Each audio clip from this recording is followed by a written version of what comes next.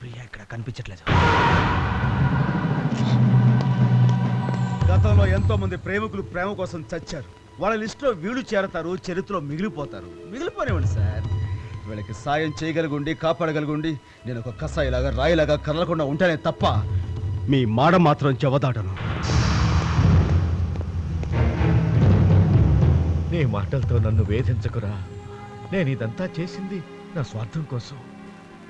కూతుర్ని పోగొట్టుకున్న నేను బిడ్డలాంటి నిన్ను కూడా పోగొట్టుకోకూడదన్న స్వార్థం రా.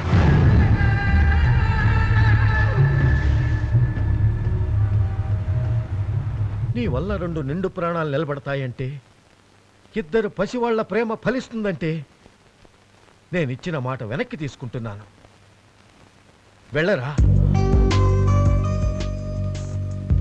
వెళ్ళు. వెళ్ళి వాళ్ళని కాపాడు. Thank you sir. ప్రియా, మీ పెళ్లి జరుగుతుంది, ధైర్యంగా ఉండు.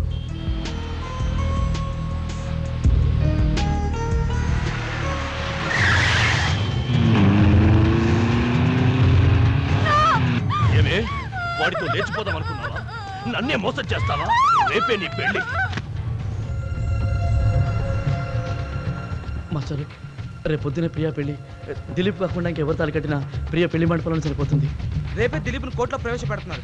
దిలీప్ కోర్టుకు చేరేంత లోపల దేవరాజ్ మనుషులు దిలీప్ని చెప్పడానికి ప్లాన్ చేస్తున్నారు సార్. అవును సార్, టైం కూడా లేదు. ఇప్పుడు ఏం చేద్దాం సార్? ఆల్ రైట్, దిలీప్ కోర్టుకు వెళ్లేలోగా నేను ఎలాగైనా సరే అతన్ని తీసుకొస్తాను. మీరు ఒక కళ్యాణ మండపం బుక్ చేసి ప్రియను వాడి ఇంట్లో తప్పించి మండపాన్ని తీసుకురండి. అది ఎలాగో నేను